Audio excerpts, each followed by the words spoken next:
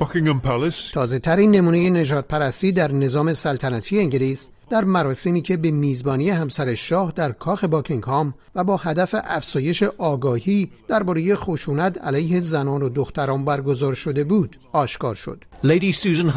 سوزان هاسی، ندیمه ولیعهد انگلیس که 60 سال از دوستان و دستیاران نزدیک ملکه انگلیس بود، در این مراسم یک زن سیاه‌پوست به نام ان فولانی را که مدیر یک مؤسسه خیریه است، به گفته او هدف گفتار تحقیرآمیز و رفتار نژادپرستانه قرار داد.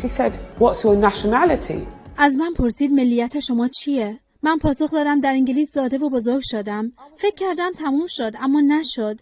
پرسید واقعا ملیت شما چیه؟ خانوادت کجایی اند؟ این پرسش ها نژادپرستانه است. پس از افشای رسوایی جدید نژادپرستی در خانواده سلطنتی انگلیس، ولیعهد این کشور و همسرش که به تماشای مسابقه بسکتبال در آمریکا رفته بودند، هو شدند.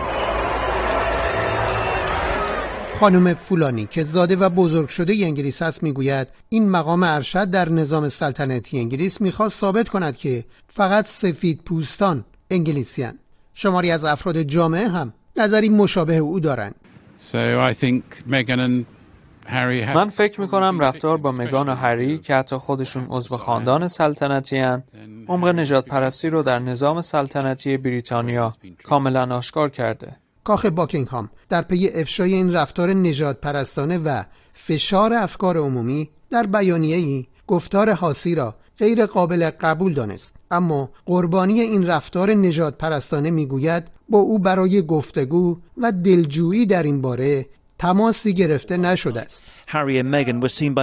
موضوع نژادپرستی در خاندان سلطنتی انگلیس و همچنین در کاخ باکینگهام بارها مطرح شده. بخشی از این گونه رفتارها را مگان مارکل، همسر رنگین پوست هری، نوه ملکه انگلیس، افشا کرد که جنجال آفرین شد. غم‌انگیزه که حتی زمانی به علت فشار خاندان سلطنتی به فکر خودکشی افتادم، اما ساکت شدم. حالا دستگاه سلطنتی و رسانه‌های دولتی انگلیس در تلاشند این رسوایی را هم به سرعت رفع و رجوع کنند. مجتبی قاسم‌زاده، خبرگزاری صدا و سیما، لندن.